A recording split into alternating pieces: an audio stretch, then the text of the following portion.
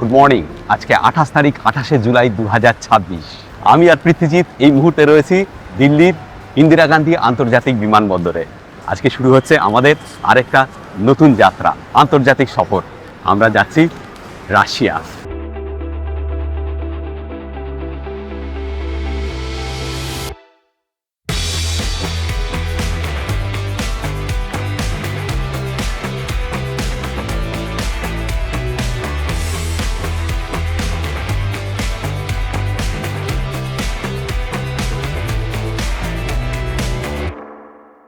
আর আপনাদের সবাইকে স্বাগত জানাচ্ছি আমাদের চ্যানেলের আরেকটা সম্পূর্ণ নতুন ভ্রমণের গল্পে।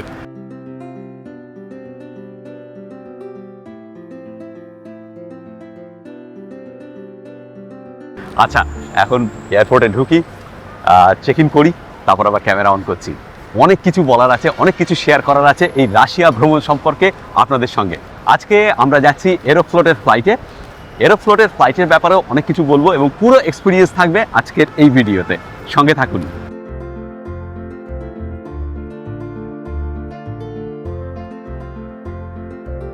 আমাদের ফ্লাইট নাম্বার হচ্ছে SU233 এরোফ্লোটের ফ্লাইট, যেটা বললাম।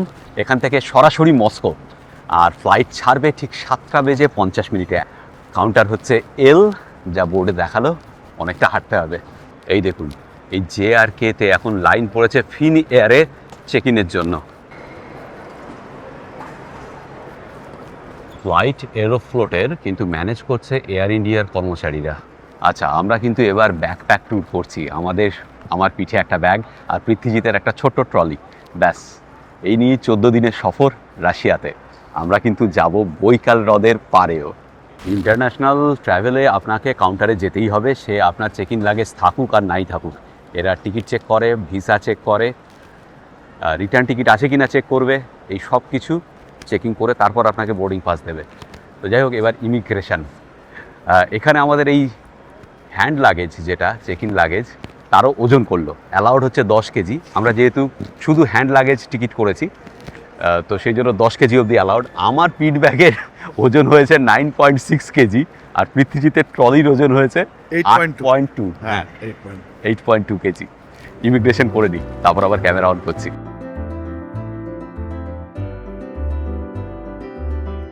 ইমিগ্রেশন, সিকিউরিটি সবকিছু হয়ে গেল, কোনো রকম কোনো অসুবিধা একদম স্মুথ হয়েছে সত্যি। তবে আমাকে জিজ্ঞেস করেছে 11ই জুন আপনি সিপোর্ট ক্রস করে কোথায় গিয়েছিলেন। ও, এটা আবার আমাকেও করেছে, অদ্ভুত ব্যাপার না। আমাকে জিজ্ঞেস করছিল মানে আমি জাহাজই কিনা আর কি। আচ্ছা, না না, আমরা শ্রীলঙ্কা গেছিলাম, তাই জন্য আর কি। ওইটুকুই। না, কিন্তু এখন কত নম্বর গেটে? 1 নম্বর। তুই আমি প্রতিবার দেখি তুই এয়ারপোর্টে ঢুকেই ফার্স্টে যেদিকে সমস্ত বিভিন্ন সুরা সাজানো থাকে সেদিকে ছুটে যাস, কি ব্যাপারটা? না, এটা তো রাস্তাটা এই দিক দিয়েই গেছে, মানে আগে তুই ওখানটা একটা পাক খেয়ে তারপর যাস। প্রলুব্ধ করছে যে এর মধ্যে দিয়েই যাবে মানুষজন এবং আকৃষ্ট হবে। অনেক পশুরাই এখানে সাজানো আছে, তবে ওই আর কি। আমাদের এয়ারলাইন্সের নাম হচ্ছে এরোফ্লোট, তার মানে প্রকৃত অর্থেই আমরা ভাসিয়া ভাসিয়া রাশিয়া যাবো আর কি। এই যে আমাদের এয়ার হোস্টেস।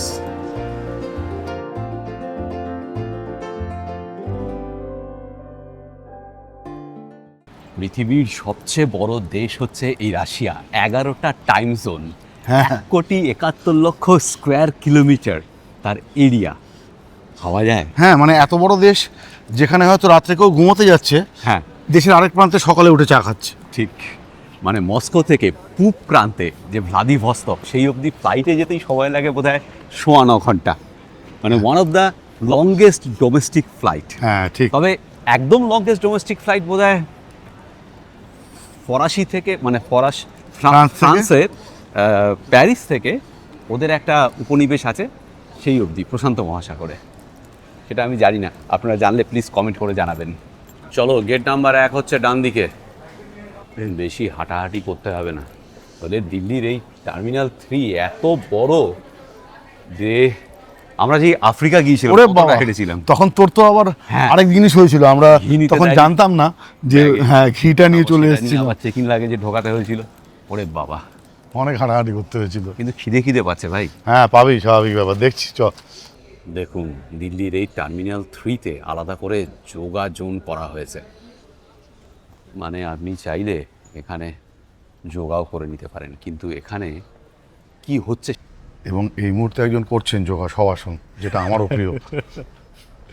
যোগাসনে অদ্ভুত ব্যাপার ভাই। হ্যাঁ সেই তো বলছি, আমার মতো ওনারও শবাসনটা প্রিয় আর কি। যোগা রুমে ওই জন্য শুয়ে আছে। সেরা আসন বল। সেরা আসন এটা। যোগা ম্যাটও রাখা আছে। না সবই তো বুঝলাম, কিন্তু খাবার জায়গা তো কিছু নেই রে ভাই। হ্যাঁ আমি এটাই তো ভাবছি। এই 1 নম্বর গেটের কাছে না চলে এসেছি, ঢুকে যদি যাই তাহলে তো আর মনে হচ্ছে না অগত্যা ওই আবার ব্যাক বিস্কুট- করতে হবে। বিস্কুট খেয়ে না কাটাও। বিস্কুট তো আছেই। জগতের সবচেয়ে জঘন্য খাবার এবং জগতের সবচেয়ে বেশি লোক বেশি পরিমাণে যেটা খায়, খায়, আমিও খাই ভাই বিস্কুট, আমি তো আগেও বলেছি আমার ভালো লাগে বিস্কুট খেতে। তাই দিয়েই কাটিয়ে দিতে হবে, ব্যাগে তো আছে, হ্যাঁ সেই দিয়ে আপাতত কেটে যাবে। কিছু করার নেই। জলের বোতল ওখান থেকে, একটা ভেন্ডিং মেশিন থেকে একটা জলের বোতল না নিয়ে- আমার তো ইয়ে আছে, বোতল নিয়ে ও। এসছি, এবার এখান থেকে ভরে নেয়, তাহলে বলে নিতে পয়সা বাঁচবে, ভেরি গুড 10 টাকা।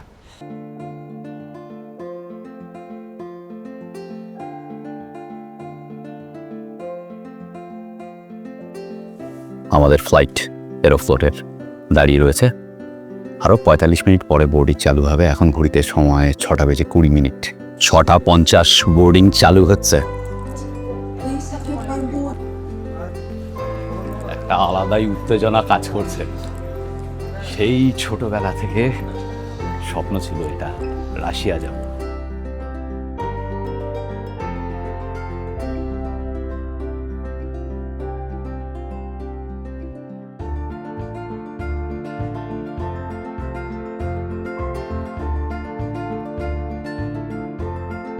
জ্যাম হয়ে গেছে ভিতরটা।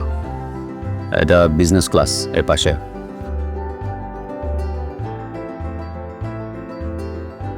ফ্লাইটটা কিরকম একটু পুরনো পুরনো, তাই না?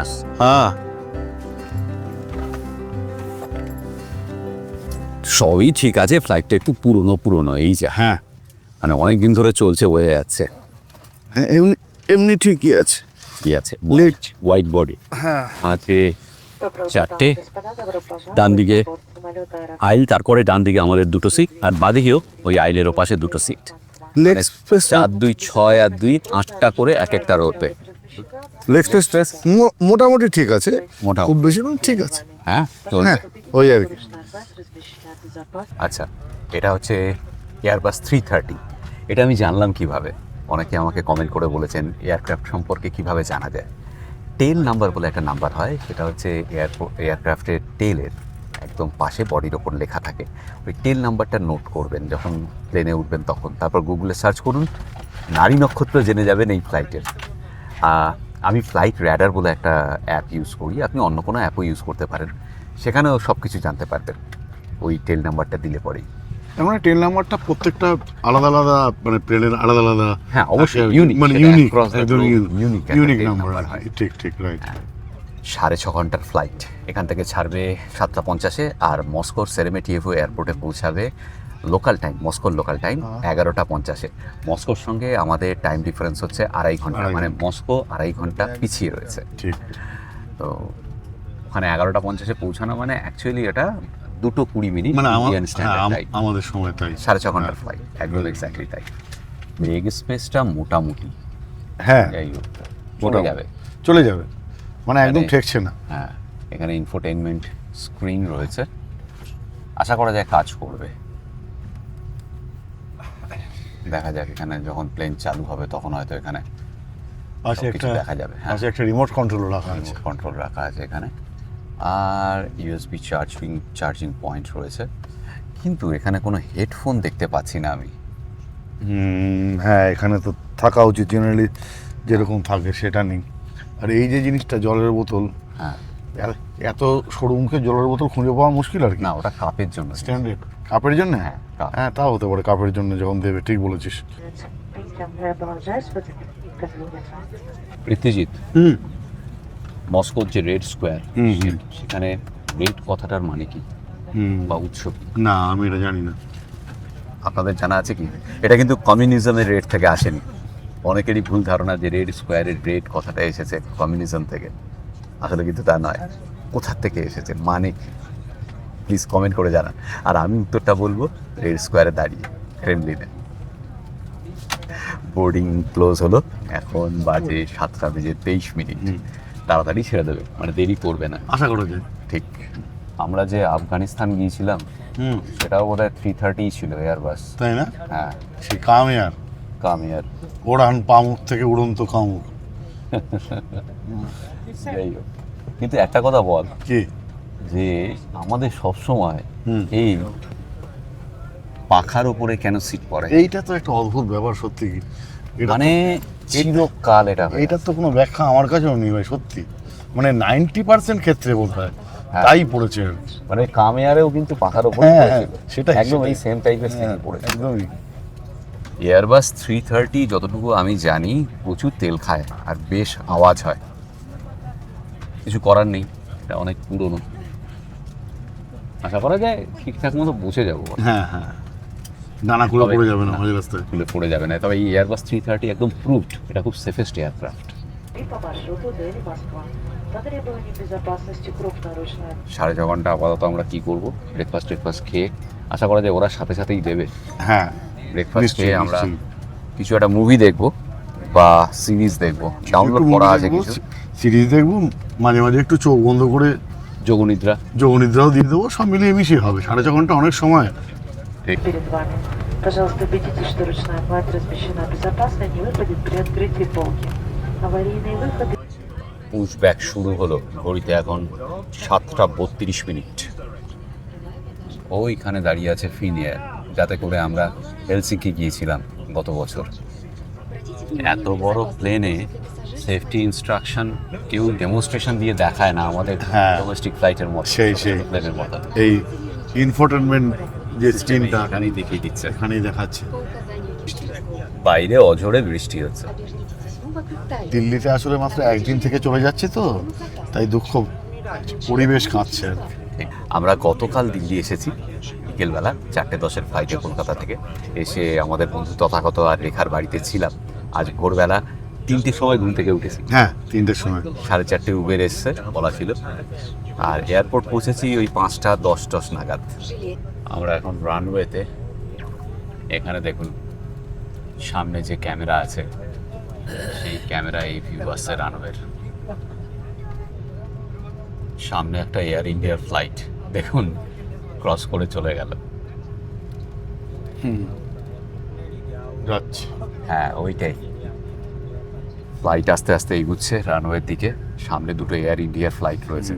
যাই হোক, রাশিয়া যাওয়ার কিন্তু অনেক ঝকমারি আছে, মানে অনেক কিছু গণ্ডগোল রয়েছে। সেগুলো একটা একটা করে বলবো, এই ভিডিওতেই বলবো। প্রথমে ভিসার কথা বলি। আমরা অনলাইনে ভিসা করিয়েছি, ই ভিসা। তাতে সময় লাগে 3-4। হ্যাঁ, আপনি অ্যাপ্লিকেশান করার 4 দিনের মধ্যে ভিসা চলে আসবে। মাঝে শনিবার রোববার থাকলেও কাউন্ট হবে। আর ভিসার জন্য ডকুমেন্ট লাগে হচ্ছে একটা পাসপোর্ট সাইজ ফটোগ্রাফ, পাসপোর্টের ফার্স্ট পাতা লাস্ট পাতার ছবি, এগুলো আপলোড করতে হবে। আর আপনাকে বোধহয় ফিস দিতে হবে 4,500 টাকার মতো। এই হচ্ছে ভিসার ব্যাপারটা। খুব সহজেই আপনি ভিসা পেয়ে যাবেন অনলাইনে। আর ভিসার মেয়াদ হচ্ছে 30 দিন। আগে ছিল 16 দিন, এখন সেটা বাড়িয়ে 30 দিন হয়েছে।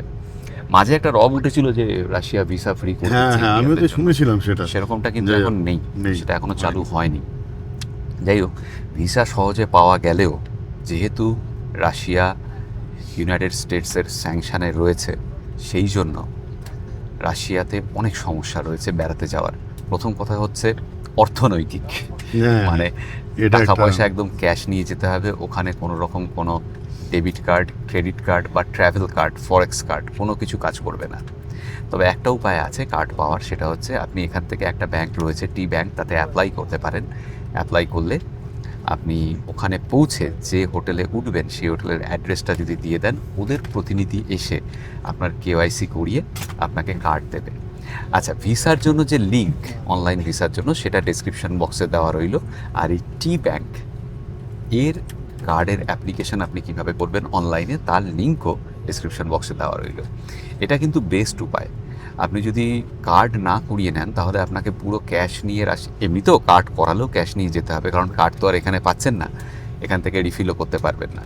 তো আপনাকে ক্যাশ নিয়েই যেতে হবে। আমরা ডলার নিয়ে নিয়েছি, এবং ডলার খেয়াল রাখবেন একদম যেন নতুন নোট হয়। একটু ছেঁড়া ফাটা দাগ যদিও থাকে চলবে না, একদম ঝকঝকে তকতকে নোট নিয়ে রাশিয়া যেতে হবে। মানে যাকে বাংলায় বলে কড়কড়ে নোট আর কি, তাই তো? ঠিক। এবং রাশিয়া যাওয়ার পরে আমি যদি কার্ডটা পেয়ে যাই, তাহলে যে কোনো এটিএমে গিয়ে আমি ওই কার্ডটা ওই ডলার থেকে রুবেল করাতে হবে, করিয়ে তারপর এটিএমে জমা দিয়ে কার্ডটা ফিল করতে হবে, তারপর এই কার্ডটা আমি খরচা করতে পারবো, ইউজ করতে পারবো। তো এই হচ্ছে কার্ডের ব্যাপার। আমাদের এখানের কোনো কার্ড ওখানে কাজ করবে না। যদি রাশিয়াতে টাকার অভাব হয় তাহলে কিন্তু সমস্যা আছে। ট্রাভেল ইন্স্যুরেন্স মাস্ট, সেটা এখান থেকে করে যেতে হবে। আর ইমিগ্রেশনের অভিজ্ঞতা কী হবে না হবে সেটা ওখানে এয়ারপোর্টে ল্যান্ড করেই বলবো। আরও অনেক কথা শেয়ার করার আছে, আস্তে আস্তে করছি।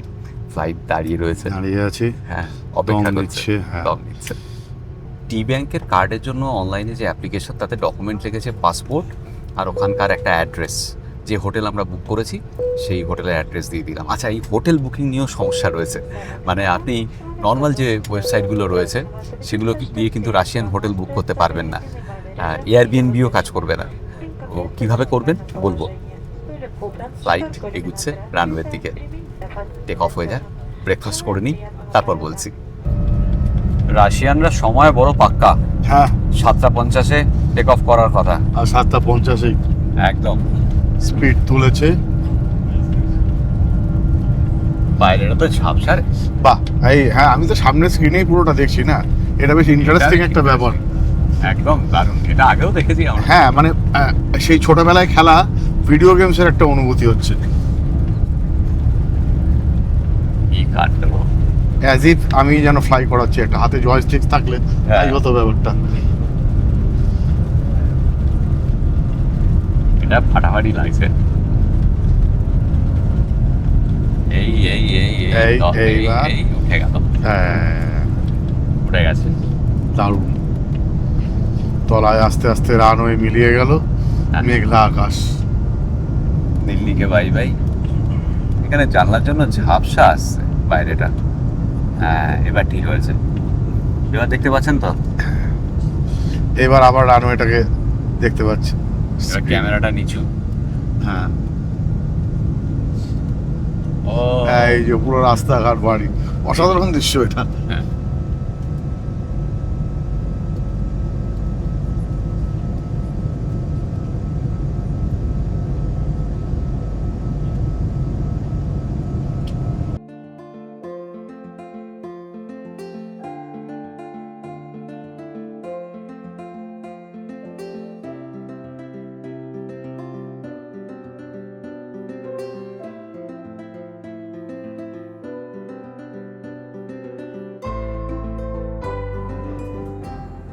এক গ্লাস করে অ্যাপেল জুস দিয়ে গেল।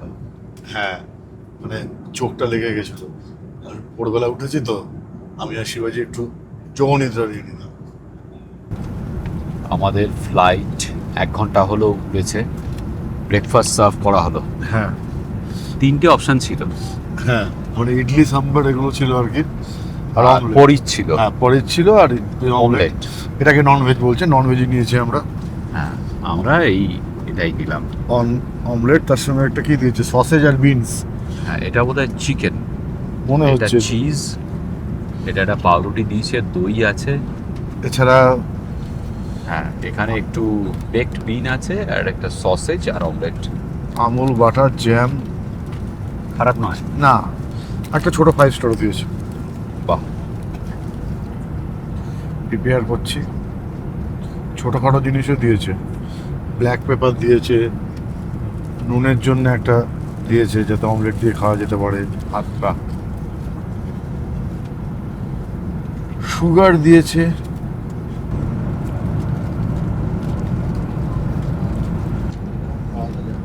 এই চিজটা অসাধারণ খেতে, দারুণ। দারুণ খেতে। ফাটাফাটি চিজ। আর এই যে চিকেনটা দিয়েছে, এই চিকেনটা, এটা ঠান্ডা হ্যাঁ, কোল্ড কাট। কিন্তু খেতে খারাপ না। ভালো ভালো, দারুণ, কেমন? ভালো। খাওয়ার দাওয়ার কোয়ালিটি ভালোই বলতে হবে। কোয়ালিটি ভালো এবং পরিমাণও যথেষ্ট। হ্যাঁ,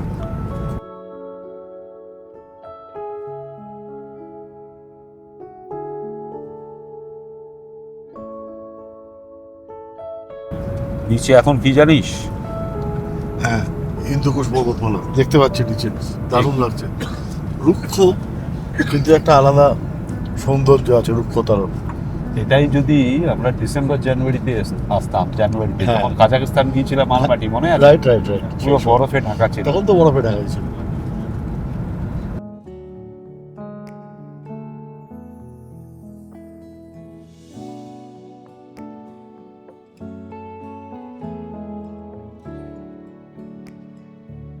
প্রীতিজিৎ, রাশিয়া দেশটার সঙ্গে তোর প্রথম পরিচয় জীবনে কিভাবে হলো? আমরা তো 80s কিড, তা আমাদের ছোটবেলায় সেই সময় না খুব ভালো ভালো রাশিয়ান বই বাংলায় অনুবাদ করে আসতো। মানে তোরও নিশ্চয়ই মনে থাকবে রাশিয়ান উপকথা, সার্গেই অ্যান্তনোভের যে, সেগুলো আমরা পড়েছি, বিভিন্ন ফোক টেল রাশিয়ার সেগুলো গল্প। এবং তখন বই মেলায়, ইভেন আমাদের সোদপুরের পানিহাটি বই হ্যাঁ, মেলাতেও হ্যাঁ, আসতো। ডেডিকেটেড রাশিয়ান বই পাওয়া রাশিয়ান যেত। স্টল ছিল, ওই যে রাদুগা ছিল, প্রোগ্রেসিভ পাবলিকেশন ছিল, এদের বইগুলো আসতো। আর চকচকে সুন্দর পাতা হতো। তখন আমাদের এখানে যে ম্যাগাজিনগুলো পাওয়া যেত তার সঙ্গে যদি তুই কম্পেয়ার করিস তাহলে ওগুলো আকাশ পাতাল তফাৎ। আকাশ পাতাল বিশেষ তফাৎ। করে ছবি। ছবিগুলো, পাতাগুলো, প্রিন্টিং, মানে সব মিলিয়ে একটা অদ্ভুত ভালো লাগা ছিল ওটার ভিতরে। তা সেইভাবেই প্রথম পরিচয়। তারপরে আস্তে আস্তে আমি একটা ওই রাশিয়ান মহাকাশ অভিযানের ওপর বই বাবা কিনে দিয়েছিল আচ্ছা। বইমেলা থেকে। অসাধারণ বই ছিল, মানে সেখানে সেই কিভাবে রাশিয়ান মহাকাশ অভিযান শুরু হলো, তার ইতিহাস, ইতিবৃত্ত আচ্ছা। সবকিছু। মানে তোর প্রথম যে কুকুর লাইকা, হ্যাঁ, লাইক, তারপর হ্যাঁ, ইউরি গ্যাগারিন, ভ্যালেন্টিনা তেরস্কোভা, ঠিক, এইসব ঠিক। নামের সঙ্গে পরিচয় হলো আস্তে আবার আস্তে ওই বইটা দিয়ে। দারুণ হ্যাঁ। দারুণ। হ্যাঁ, আমাদের সময় এটা একটা কালচার ছিল যে রাশিয়ান সাহিত্য আসতো। আরেকটু বড় হওয়ার পরে তুই যদি বলিস তাহলে ম্যাক্সিম গোর্কির মাদার, বা টলস্টয়ের পিস অ্যান্ড ওয়ার, বা আন্না ক্যারোলিনা, এগুলো তো খুব বিখ্যাত আর কি। মানে বিখ্যাত। এগুলো আমরা একটু বড় হয়ে পড়েছি। এগুলো একটু বড় হয়ে পড়েছি। আর ওই তারপর সেই উত্তাল সময়ে কি নাম, যখন আমাদের গর্বাচভ ছিলেন, হ্যাঁ, রাশিয়া, তখন ওই দুটো, ইউএসএসআর ভেঙে গেল, হ্যাঁ, মানে দুটো শব্দ আমি তখন শিখেছিলাম, গ্লাসনাস্ট আর পেরেস্ট্রোইকা। পেরেস্ট্রোইকা। তখন আনন্দবাজারে প্রত্যেক দিন এই খবর, হ্যাঁ, গ্লাসনস্ট আর পেরেস্ট্রোইকা। হ্যাঁ, একদম। প্রত্যেক দিন সকালে উঠে আনন্দবাজার আসছে আর দেখছি একটা করে দেশ ইউএসএসআর ছেড়ে বেরিয়ে যাচ্ছে। ঠিক ঠিক, সেই সময় সেগুলো মনে আছে। আমাদের কিশোর বয়স, তা সেগুলো আমাদের মনে একটা, 90-91 সাল। হ্যাঁ হ্যাঁ, সেই জন্যই বলছি। তা সেই সময় থেকেই রাশিয়া আসার তো একটা ইচ্ছে ছিলই, দেশটাকে দেখার একটা ইচ্ছে ছিল। অনেক দিন হলো, এতদিন পরে ঠিক, সেই সুযোগ হয়েছে। কাজেই চারপন্নাই আহ্লাদিত বলবো। একেবারেই। হ্যাঁ। এ ব্যাপারে কোনো সন্দেহ নেই। ভালো আমি লাগছে। বললাম, উত্তেজনা অনুভব করছি। হ্যাঁ হ্যাঁ। এই সাহিত্যের কথা বললাম, আরেকজনের কথা না বললেই নয়। তিনি রাশিয়াতে জন্মেছিলেন, পরবর্তীকালে আমেরিকাতে গেছিলেন। আমাদের যেটা মানে কি বলে, কল্পবিজ্ঞান, যেটাকে সায়েন্স ফিকশন, তার যে আইজ্যাক আসিমভ, আপনারা অনেকেই নাম জানেন। তার বিখ্যাত একটা ট্রিলজি আছে, ফাউন্ডেশন। ঠিক, মানে এই অনেক কথাই মনে পড়ে যাচ্ছে। হ্যাঁ, অনেক কথাই মনে পড়ে যাচ্ছে। রাশিয়া যেতে যেতে অনেক গল্প আরও যেরকমভাবে মনে পড়বে, স্মৃতিশক্তি যেভাবে চাগাতে পারবে, চাগার দেবে, আমাদেরকে দেবে। মনে করাবে, সাথ দেবে, সেইভাবে আলোচনা করব। সেইভাবে শেয়ার করবো আপনাদের সঙ্গে। সঙ্গে থাকুন।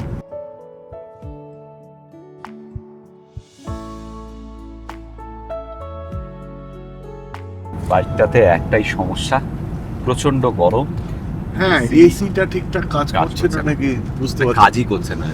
এসির ভেন্টও তো আমি এখানে ঠিক দেখতে পাচ্ছি না, এগুলোই বোধ হয়। মানে চাতা, প্রচন্ড গরম লাগছে, জানলা বন্ধ করে দিতে হবে। নিচে বিরাট বড় একটা লেক রয়েছে, আমি বুঝতে পারছি না কি লেক, কারণ এখানে এই ইনফোটেইনমেন্টে ম্যাপ নেই, হ্যাঁ, আর আমার জিপিএস কাজ করছে না ফোনে।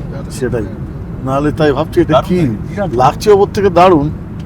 আচ্ছা, তাও আমি পরে এটা নেবে ম্যাপ খুঁজে এটাকে বার করছি। মাঝখানে দ্বীপের মতো, শেপটা আমার মাথায় রইলো, হ্যাঁ, দ্বীপের মতো হয়ে আছে। দ্বীপ নেই, ওটা একটা প্রোব ঢুকে এসেছে। যাই হোক, এখন ঘড়িতে সময় 11:05। তার মানে টাইম তার মানে প্রায় 3 ঘন্টা 10 মিনিট আমরা চলছি, ওই উঠছি, সরি, চলছি না, উঠছি। আর কোনো খাবার দাবার দেয়নি, তবে আমি এক কাপ কফি চাইলাম, আবার দিয়ে গেল, মানে এপাশে গিয়ে নিয়ে এলাম। কফিতে কোনো মানা নেই, আচ্ছা। আনলিমিটেড তুই নিতে পারিস। সেটা ভালো। হ্যাঁ, যাই হোক, একটা কথা বলা, যে আপনি রাশিয়া যদি ট্রাভেল প্ল্যান করেন, তাহলে রাশিয়ায় আপনি ট্রেন টিকিট কিভাবে বুক করবেন, ফ্লাইট টিকিট কিভাবে করবেন, বা হোটেল কিভাবে বুক করবেন, এটা কিন্তু ছকমারি। কারণ হচ্ছে যে নর্মাল যে ওয়েবসাইটগুলো রয়েছে ট্রেন, ফ্লাইট বা হোটেল বুকিংয়ের জন্য, সেগুলো কাজ করবে না ওই ইউএস স্যাংশনের জন্য। তাহলে উপায় হচ্ছে দুটো ওয়েবসাইট যার থ্রু দিয়ে আমরা এটা করেছি। 1 নম্বর হচ্ছে tutu.ru। আহা, আর যদি টুটু বোস বেঁচে থাকতেন, হ্যাঁ, এটা শুনলে বা দেখলে খুব খুশি হতেন উনি। আমি জানি না টুটু বোসের সঙ্গে কোনো রিলেশন আছে কিনা বা কোনো একদম। মোহনবাগানির টাকা এখানে লেগেছে কিনা। হ্যাঁ, কিন্তু উনি খুশি হতেন। উনি খুশি হতেন, নো ডাউট। তো যাই হোক, tutu.ru, এখান থেকেই আমরা মেইনলি প্রায় সমস্ত কিছু বুক করেছি, হোটেল বা হস্টেল, ফ্লাইট। আমরা যখন বৈকাল লেকের পারে যে ইরকুৎস্ক, মানে আমি জানি না উচ্চারণও ঠিক করছি কিনা, মানে এত বিতিকিচ্ছিরি উচ্চারণ রাশিয়ার। তো ইরকুৎস্ক থেকে যখন আমরা ফিরবো, ফ্লাইটের টিকিটও এখান থেকে কেটেছি, প্লাস ট্রান্স সাইবেরিয়ান রেলওয়ের টিকিটও মস্কো থেকে কেটেছি এই ওয়েবসাইটের থ্রু দিয়ে। আর হোটেলও বুক করেছি এই ওয়েবসাইটের থ্রু দিয়ে। মস্কোতে আমাদের হস্টেল, মাঝে আমরা নভোভিরিস্ক ওখানে থাকবো। মানে প্রথমে মস্কো থেকে ট্রান্স সাইবেরিয়ান রেল চেপে আমরা ট্রেন চেপে আমরা যাবো নভোভিরিস্ক। সেটা হ্যাঁ। 2 দিন 7 ঘন্টা। হ্যাঁ, মানে ওটা হচ্ছে সাইবেরিয়ার যে অঞ্চলটা, হ্যাঁ। সেখানকার একটা প্রধান শহর বললে ভালো হয় আর কি। তাই সেখানে 2 দিন ক্যাব দিয়ে তারপর আবার 1.5 দিন ট্রেনে চেপে পৌঁছাবো ইরকুৎস্ক। তো এই সমস্ত ট্রেন টিকিট করেছি tutu.ru থেকে। সেখানে আমার ক্রেডিট কার্ড কাজ করেছে। ইনফ্যাক্ট ওখানে 2টো অপশান আছে, একটা হচ্ছে নর্মাল ব্যাংক কার্ড আর একটা হচ্ছে ফরেন কার্ড। ওই ফরেন কার্ডটা দিতে হবে। আর যেহেতু ইউএস স্যাংশন রয়েছে রাশিয়ার ওপর, সেই জন্য রুবেলে আমরা টাকা দিতে পারবো না। সেই জন্য ক্রেডিট কার্ড থেকে যখন টাকা কেটেছে, খুব সম্ভবত মিডল ইস্টের কোনো একটা কারেন্সিতে কেটেছে। অবশ্যই ট্রানজাকশন ফি এবং যা ফরেক্স চার্জেস লাগে সেগুলোতে লেগেছে। তো এই সাইটটা মেইন tutu.ru। আরেকটা ওয়েবসাইট কাজ করে, সেটা হচ্ছে জেন হোটেল। সেখান থেকেও আপনি হোটেল বুক করতে পারবেন। ZEN। হ্যাঁ, এই তথ্যগুলো শিবাজি তোর বেশ গুরুত্বপূর্ণ। মানে হ্যাঁ। আমি ধর মানে অনেকদিন মানে পাজল হয়ে যায়, মানে যে কি করলে কি হবে। কাজেই যারা আমার মতো আর কি একটু অ্যানালগ, তাদের জন্য কিন্তু এই তথ্যগুলো অনেক খুবই কাজের। গুরুত্বপূর্ণ। আচ্ছা, এই ভিডিওর ডেসক্রিপশন বক্সে সমস্ত লিঙ্ক দেওয়া থাকবে। মানে রাশিয়ান ভিসা অনলাইনে কোন ওয়েবসাইট থেকে করবেন, 2 নম্বর হচ্ছে আপনি ব্যাংক কার্ড কিভাবে করবেন কোন ওয়েবসাইট থেকে, 3 নম্বর হচ্ছে tutu.ru আর জেন হোটেল। সমস্ত ডিটেলস, সমস্ত লিঙ্ক এই ভিডিও ডেসক্রিপশন বক্সে দেওয়া রইল। এই যে এরোফ্লোট এয়ারলাইন্স, এটা শুরু হয়েছিল আজ থেকে প্রায় 103 বছর আগে। মানে 1923 সালের মার্চ মাসে এটা চালু হয় আর কি। এবং রাশিয়ার সব থেকে বড় এয়ারলাইন্স এখনো পর্যন্ত কিন্তু এটাই। আর আমি এই এরোফ্লোট এই ফ্লাইটটার কথা জেনেছিলাম সুনীল গঙ্গোপাধ্যায়ের একটা বই পড়ে আর কি। সেখানে সুনীলবাবু যখন রাশিয়া এসেছিলেন তখন এই এরোফ্লোট চড়ে এসেছিলেন। সেটাই আমার প্রথম জানা রাশিয়ার এই এয়ারলাইন সম্পর্কে।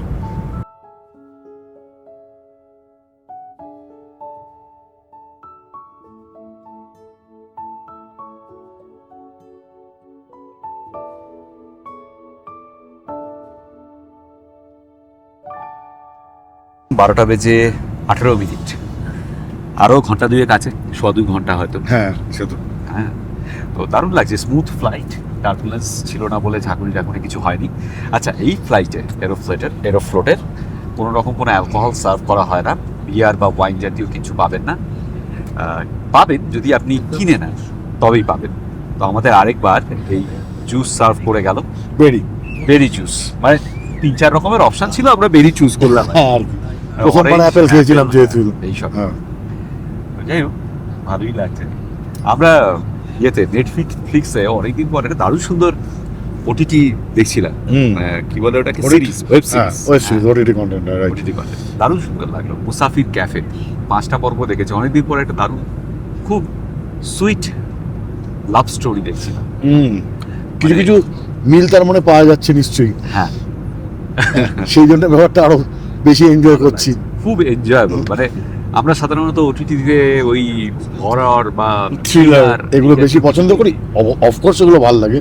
না, ভালো লাগে না আমার। আর আজকাল ওই থ্রিলার দেখতে ভালো লাগে না, আমার তো কাঁচা থ্রিলার বানায়। হ্যাঁ, কাঁচা থ্রিলার সহ্য করা মুশকিল। না, কাঁচা থ্রিলার বানালে কি করে ভালো লাগবে। কিন্তু যাই হোক, আমার থ্রিলার তো অবশ্য ওয়ান অফ মাই ফেভারিট।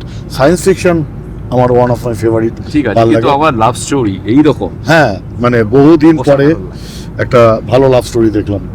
দেখবেন, আপনারা দেখে জানাবেন যেই মুসাফির ক্যাফে, মানে অবশ্যই নেটফ্লিক্স আমাদের পয়সা দেয়, আমিও এটাই বলতে যাচ্ছিলাম। কিন্তু দেখে ভালো লাগলো, দারুণ লাগছে। এখনো 5 নম্বর অবধি গিয়েছি আমরা, 8টা পর্ব আছে, আশা করা যায় নামার আগে শেষ করে ফেলতে পারবো। হ্যাঁ, মানে ভালো লাগছে, তার কাটা মানুষজন হ্যাঁ। আমাদের মতো আছে পৃথিবীতে, তাদের মধ্যেই কেউ গল্পটা ডেভেলপ করেছে বা লিখেছে, নিশ্চয়ই গুড। আচ্ছা, একটু পরে হয়তো লাঞ্চ দেবে, দেখাবো আপনাদের। আর অনেক অনেক কথা শেয়ার করা আছে রাশিয়া সম্পর্কে, সঙ্গে থাক।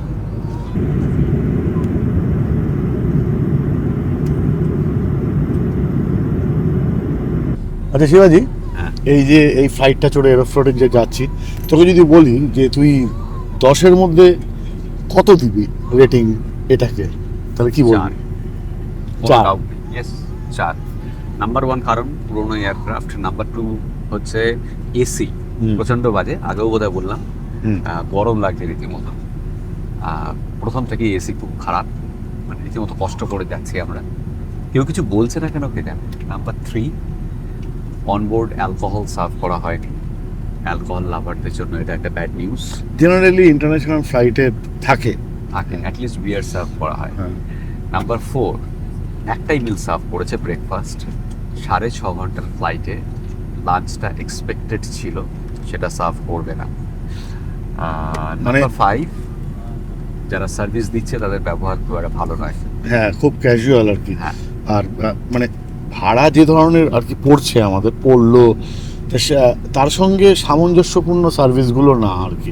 ভাড়াটা কত বলে দিই, ভাড়া পড়েছে আমাদের এক একজনের এক এক পিঠে এই এরোফ্লোটের ফ্লাইটে প্রায় 35,000 টাকা করে, 34,700 সামথিং এরকম কিছু পড়েছে, মানে দুজনের প্রায় 1,40,000 টাকা যাতায়াত মিলে পড়েছে। যেখানে অল্টারনেটিভ ছিল হচ্ছে আজারবাইজান এয়ারলাইন্সের ভায়া বাকু ফ্লাইট ছিল মুম্বাই থেকে, তাতে আমাদের পড়তো 1 লাখ টাকার কাছাকাছি, মানে 40,000 টাকা আমরা এক্সট্রা দিয়েছি। ভেবেছিলাম যে ডিরেক্ট ফ্লাইট, একটা ইন্টারন্যাশনাল ফ্লাইট, এরোফ্লোট একটা হ্যাঁ, মানে একটা এক্সপিরিয়েন্স হবে, যেহেতু আগের দারুণ। থেকেই এরোফ্লোটের কথা আমরা শুনেওছি, পড়েওছি, যেমন আমি বললাম আর কি, এক্সপেকটেশনটা একটু বেশি ছিল। কিন্তু সেই তুলনায় যেটা পেলাম সেটা অতটা ভালো কিছু নয়। তো আজারবাইজান হয়ে গেলেই মনে হয় ভালো হতো। আচ্ছা, এই ফ্লাইট ভাড়াটা কিন্তু দিল্লি থেকে মস্কো অবধি যাতায়াত, আর ওটা আজারবাইজান এয়ারলাইনে ওটা বোধহয় মুম্বাই থেকে মস্কো অবধি ভায়া বাকু যাতায়াত, যেখানে বাকুতে লেওভার ছিল একটু বেশি, 14 ঘন্টার মতো, কিন্তু তাতে আমাদের বাকু ঘোরা হয়ে যেত। যাই হোক, কি আর করা যাবে। আমরা এরোফ্লোটে চেপে যেতে চেয়েছিলাম, কেউ এটা করেনি, তো আমরা ভেবেছিলাম এটা করি। তো সেই এক্সপিরিয়েন্স শেয়ার করলাম আপনাদের সঙ্গে। এইমাত্র পাইলট অ্যানাউন্স করলেন যে আমরা মস্কোর কাছাকাছি চলে এসেছি, আর 8 ঘন্টার মধ্যে ল্যান্ডিং হবে, আর কিছুক্ষণের মধ্যে ল্যান্ডিং হবে। এখন ঘড়িতে 1:32, মানে আগেই ঢুকিয়ে দিচ্ছে মস্কোতে। একমাত্র যেটা ভালো এই এয়ারলাইন্সের সেটা হচ্ছে টাইমিং, সেই ডট 7:50 ছেড়েছে এবং বিফোর টাইমে খুব সম্ভবত মস্কো ঢুকিয়ে দেবে। নিচে আমরা যেটা দেখতে পাচ্ছি মাঠ ঘাট এবং মাঝে মাঝে কিছু শহর, এখনো মস্কোর আকাশে ঢুকেনি, তবে আর কিছুক্ষণের মধ্যেই ঢুকে যাবে। ও আরও একটা কারণ রয়েছে 4 দেবার, সেটা তখন বললাম না, সেটা হচ্ছে এই ইনফোটেইনমেন্ট স্ক্রিন। এটা শুধু নামেই আছে, কামে কিছু নেই। হ্যাঁ, মানে এটা অতীব জঘন্য। কোনো সিনেমা টিনেমা বা এন্টারটেনমেন্ট কিচ্ছু নেই এখানে, আর হেডফোন তো নেই, মানে কাজ করে না, আর হেডফোন দিয়ে কি করবে। আমরা সেই ফিনিয়ারে গিয়েছিলাম, একটা র্যাপার, একটা কুশন, এগুলো হ্যাঁ, ছিল। হ্যাঁ, হ্যাঁ। ওটাও বাজেট এয়ারলাইন্সই ছিল, হ্যাঁ, হ্যাঁ, কিন্তু অ্যাটলিস্ট এর থেকে অনেক বেটার ছিল। ঠিক।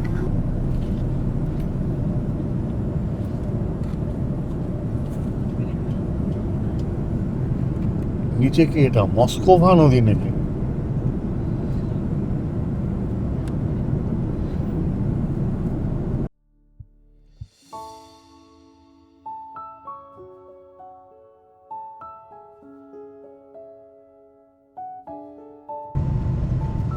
প্রচুর গাছপালা, সবুজে সবুজ, তার মাঝে মস্কো সিটি। তার মাঝে কালারফুল বাড়ি, বেশ হ্যাঁ, দারুণ মানে লাগছে। এয়ারপোর্টটা সিটি থেকে প্রায় 20-25 কিলোমিটার দূরে। এখনই তো ল্যান্ড করেই রেল লাইন, দেখ। Rail line. হ্যাঁ, চলে এলাম, আর এই হাইওয়ে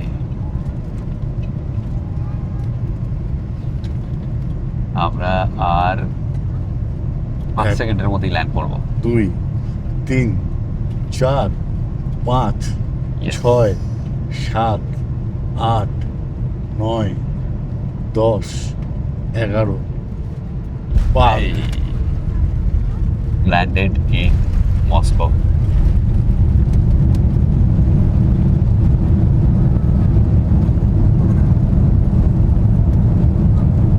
ঘড়িতে এখন 2:05, মানে 6 ঘন্টার থেকে 5 মিনিট কম সময় লাগলো। একদম 15 মিনিট কম সময় লাগলো। 7:50 ছেড়ে 7:50 এসেছে ঠিক। 45 মিনিট কম সময়ে শিডিউল টাইমের আমরা পৌঁছে গেলাম মস্কোর সেরেমেটিয়েভো ইন্টারন্যাশনাল এয়ারপোর্টে। এটা আমার বোধহয় 26 নম্বর দেশ নাকি, এখন ভুলেও গেছি কাউন্ট করা, আর স্বাভাবিক। মনে নেই। তোর যদি 26 হয় আমার 25 হবে। 25 হবে। Авиалинии, до свидания, всего доброго. Good morning, ladies and gentlemen, this is Captain speaking. We have arrived at our destination. বাহ, দারুণ ওয়েদার তো রে। আশা ওয়েদার, সুন্দর হাওয়া দিচ্ছে, বসন্ত বসন্ত। বসন্ত একেবারে। বাসে করে যেতে হবে। না, দারুণ লাগলো, দারুণ। এই দারুণ মস্কোর ওয়েদারটা, ফাইটটা না। যতটুকু তথ্য আছে আমার কাছে, এখানে ইমিগ্রেশন নাকি সাংঘাতিক করা। আমরা ট্রাভেল প্ল্যান পুরো ছাপিয়ে এনেছি, রিটার্ন টিকিট আছে, অনেকগুলো হোটেল বুকিং করা আছে, ট্রেনের টিকিট বুকিং করা আছে। আশা করা যায় ঝামেলা তেমন কিছু হবে না। দেখা যাক, ইমিগ্রেশনটা যাক, তারপর আবার ক্যামেরা অন করছি।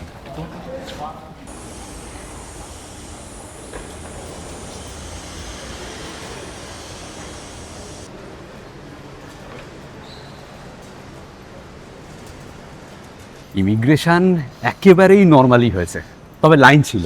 হ্যাঁ লাইন ছিল, কিন্তু এরকম হ্যাসেল ফ্রি ইমিগ্রেশন কখনোই হয়নি। মানে কোনো কোশ্চেনই জিজ্ঞেস করেনি কেন এখানে এসেছি বা এই ধরনের কিছুও করেনি আর কি।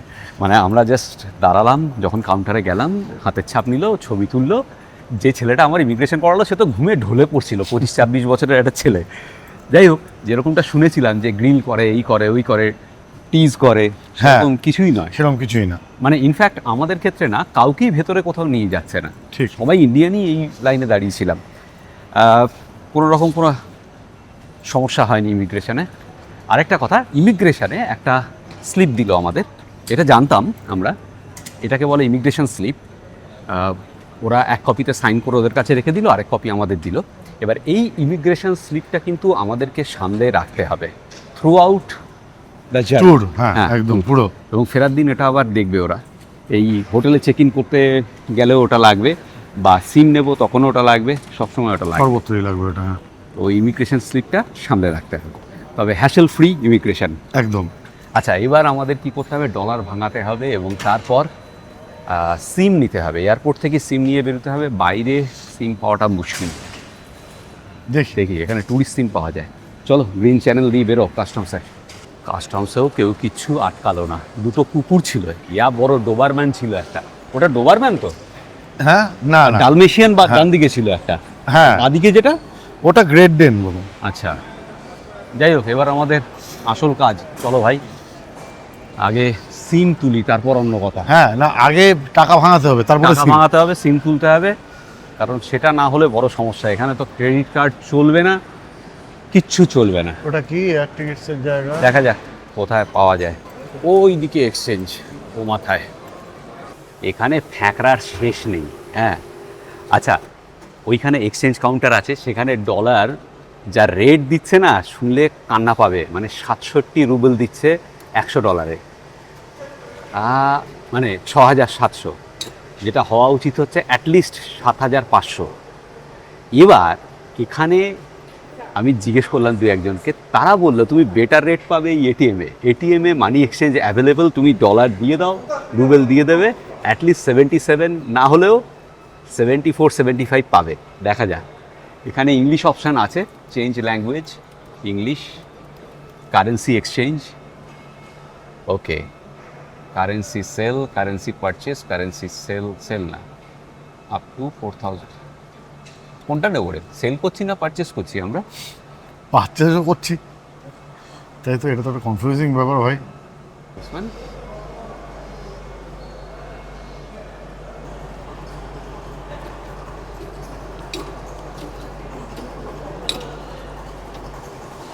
এখানে 7,500 দিচ্ছে। টাকা ভাঙিয়ে না,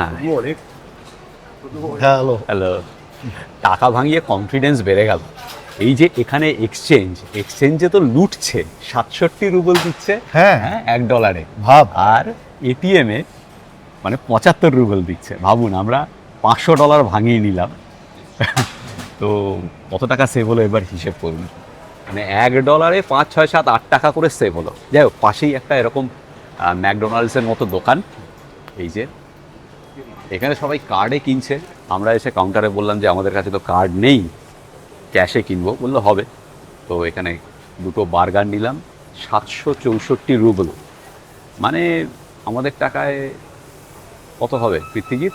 1000 টাকা প্রায়। হ্যাঁ, মানে ওই আচ্ছা এক্সচেঞ্জ রেটটা বলে দিই। মানে আমাদের টাকার সঙ্গে রুবেলের এক্সচেঞ্জ রেট হচ্ছে 1 রুবেল সমান 1.23, 1 টাকা 23 পয়সা আমাদের টাকায়, বা উল্টোটা করলে হচ্ছে 1 টাকায় 0.81 রুবেল, এরকম একটা হিসেব।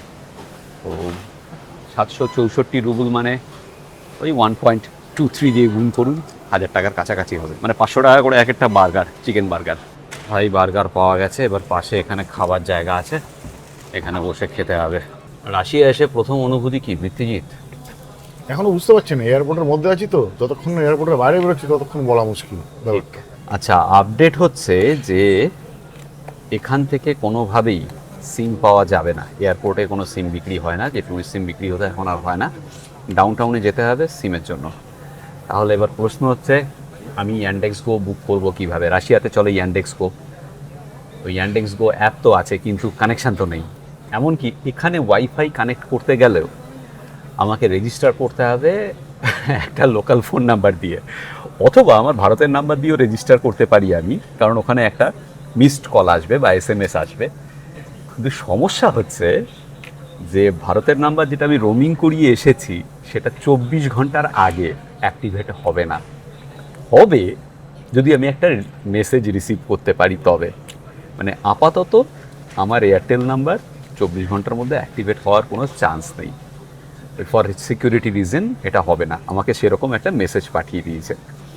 তো এখন আর কি কোনো কানেকশান নেই, এখানেও কোনো সিম পাওয়া যাচ্ছে না, আমাকে একটা ইয়ান্ডেক্স গো ট্যাক্সি নিতে হবে। এবার কীভাবে নেবো সেই ট্যাক্সি? এখানে একটা বুথ আছে, সেখানে ইয়ান্ডেক্স গোয়ের লোকজন বসে আছে, তাদের বলে ক্যাশে যাব, সেই ব্যবস্থা করে আমাকে একটা নিতে হবে হস্টেল অবধি।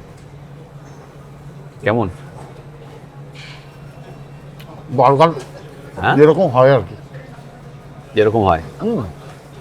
এই যে ইয়ান্ডেক্স গোয়ের কাউন্টার, এই মেয়েটিকে বললাম, ট্যাক্সি বুক করে দিল। আচ্ছা, ট্যাক্সির খরচ পড়ছে হচ্ছে 1700 রুবেল, মানে ওই 2200 টাকার মতো। এখান থেকে 26 কিলোমিটার হবে মস্কো সিটি। আমরা জাস্ট বাইরে এলাম। ওয়েদার কিন্তু খাসা, টেম্পারেচার 23-24 ডিগ্রি সেলসিয়াস হবে, দারুণ সুন্দর মনোরম ওয়েদার। আচ্ছা, এখানে C4 পিলারে আমাদের গাড়ি আসবে ইন 10 মিনিটস। ওই যে C4, চলো এসো। এখানে বাসে করে মেট্রো স্টেশনে গিয়ে মেট্রো স্টেশন থেকে মেট্রো নিয়েও যাওয়া যেত, কিন্তু যেহেতু আমার কাছে সিম নেই এবং আমার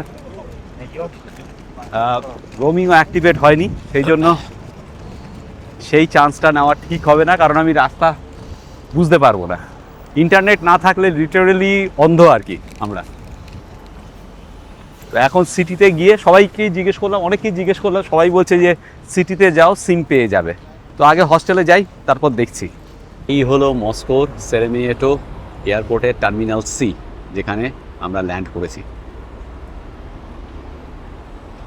এখানেই আসবে, একদম রোদ ঝলমলে ওয়েদার, দারুণ ওয়েদার, এবং গরম লাগছে না, হাওয়া দিচ্ছে, বুঝতেই পারছেন, দারুণ দারুণ ফিলিং হচ্ছে, মজাই মজা। আচ্ছা শুনুন, আমি এখানে আরেকটি ইন্ডিয়ান ছেলে ওয়েট করছিল, ওরও এয়ারটেল রোমিং করে এসছে। ওকে বললাম, ও জিজ্ঞেস করলো তোমার রোমিং চালু হয়েছে? আমি বললাম না। বলছে আমারটা তো চালু হয়ে গেছে। তো আমি মৈত্রেয়ীকে ফোন করলাম, তো দেখলাম রিং হলো এবং মৈত্রী ধরলো, মানে রোমিং চালু হয়ে গেছে, কিন্তু ডেটা কাজ করছে না, কল কাজ করছে। তো এই হচ্ছে লেটেস্ট আপডেট। কিন্তু আমরা ল্যান্ড করার সাথে সাথে একটা মেসেজ এলো যে 24 ঘন্টার আগে রোমিং চালু হবে না ফর সিকিউরিটি রিজন। যাই হোক, কলটা চালু হয়েছে, এটাও অনেকটা। অতটা ভিড় নেই যতটা রাশিয়ার মতো একটা দেশের ক্যাপিটালের থাকা উচিত ছিল, সেরকম ভিড় কিন্তু নেই। যাই হোক, আমরা এখান থেকে তো হস্টেলে যাব, সময় লাগতে মোটামুটি যে আমাদের ড্রাইভার স্টার্ট হয়েছে।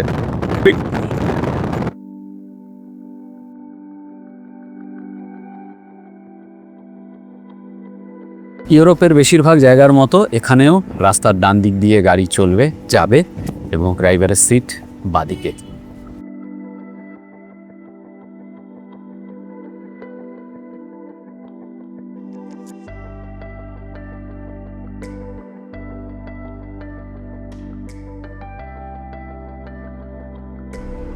রাশিয়ায় আসিয়া আপাতত জ্যামে ফাঁসিয়া গিয়াছি। জ্যাম সর্বত্র, ট্রেন যাচ্ছে।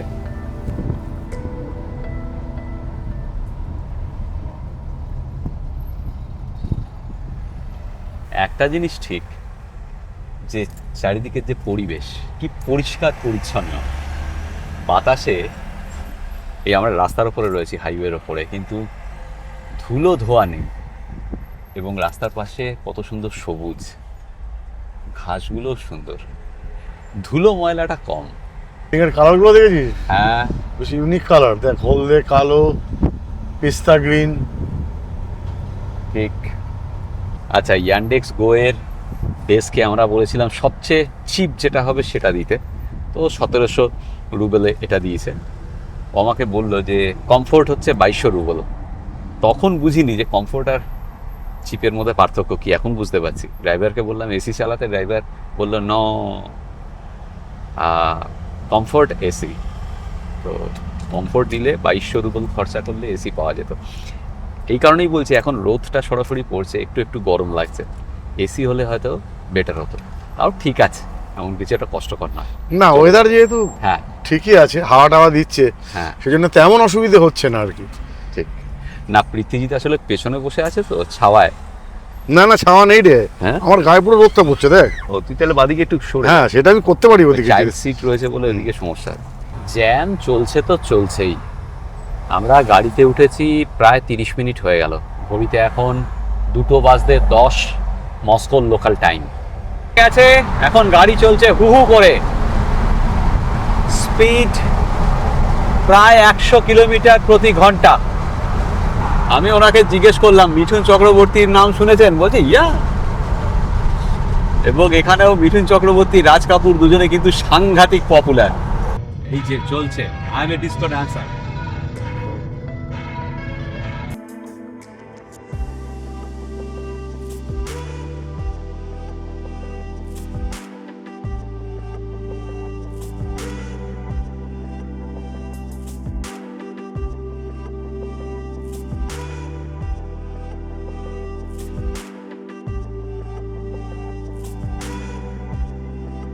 দারুণ, হ্যাঁ, দারুণ,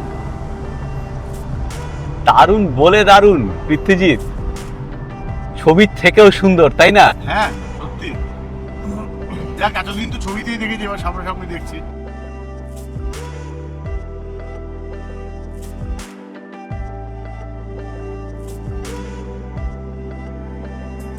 মানে নামিয়ে দিয়ে চলে গেল। এবার 9/2 এই বাড়িটা এর ভেতরেই হবে। আমাদের এ পাশের রাস্তায় নামিয়েছে, এটা ও পাশের রাস্তায়। আচ্ছা, ল্যাঙ্গুয়েজ নিয়ে সমস্যা কিন্তু হচ্ছে না, মানে এখানে যাদের জিজ্ঞেস করছি, ভাঙা ভাঙা ইংরেজিটা জানে সবাই, তাই তো? হ্যাঁ, মোটামুটিভাবে রেসপন্সটা কিন্তু খারাপ নয়। একজন তো পরিষ্কার ইংরেজিতে বললো, এই ভদ্রমহিলা। হ্যাঁ, গিয়ে ডান দিকে বোধহয় থাকলে যে কি সমস্যা, পুরো গরু খোঁজা খুঁজছি, পাচ্ছি না এখনো। একবার এ পাশ থেকে ও পাশে পাঠাচ্ছে, আবার ও পাশ থেকে এ পাশে পাঠাচ্ছে। এখানটাতেই হবে। গেছে, এই বাড়িতেই হস্টেল। বাড়িটা চারদিকে ঘুরছিলাম, গেছে, আমাদের টেলিপ্যাথির জোর আছে। বাপ রে বাপ, এসো এসো, 3 তলায়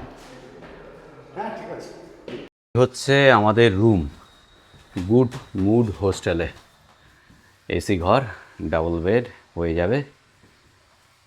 এইদিকে জামা কাপড় রাখার জন্য হ্যাঙ্গার আছে, এখানে একটা ডেস্ক আছে, ছোট্ট টেবিল উইথ চেয়ার। কিন্তু এখানে টয়লেটটা অ্যাটাচড নয়, শেয়ার টয়লেট। কিন্তু আমি দেখলাম পরিষ্কার পরিচ্ছন্ন, ঠিক দারুণ পরিষ্কার ওয়েল পরিচ্ছন্ন। মেইনটেইন। হ্যাঁ, কিন্তু ছুঁচু কল নেই। সেটা তো সমস্যা, এর উপরেই সমস্যা এটা। হ্যাঁ, এই ঘরের 3 দিনের ভাড়া পড়েছে 12,300 রুবল। এটাই আমি সার্চ টার্চ করে মোটামুটি এটা সস্তায় পেয়েছি, প্রাইম লোকেশনের পাশে। তো এবার যেটা করতে হবে সেটা হচ্ছে যে আমাকে সিম কার্ড ইমিডিয়েট নিতে হবে, একটু পরেই ব্যাংকের লোক আসবে। আমি যদি সিম কার্ড না নিই তাহলে ব্যাংক কার্ডটাও পাবো না, আর ব্যাংক কার্ড না পেলে সব জায়গায় ক্যাশ ক্যারি করে ক্যাশে পেমেন্ট করতে হবে। That's really tough. সব জায়গায় খুচরোর সমস্যা হচ্ছে, এইমাত্র এখানে যখন টাকা দিলাম তখনও খুচরোর সমস্যা হচ্ছে। তো যাই হোক, এমটিসি একটা কাউন্টার থেকে সিম তুলতে হবে, এরা বলে দিল এই পাশি রাস্তায় রয়েছে, যাবো সেখানে। সোহাগে ভাসালো শিবাজি এক কোড়ারে,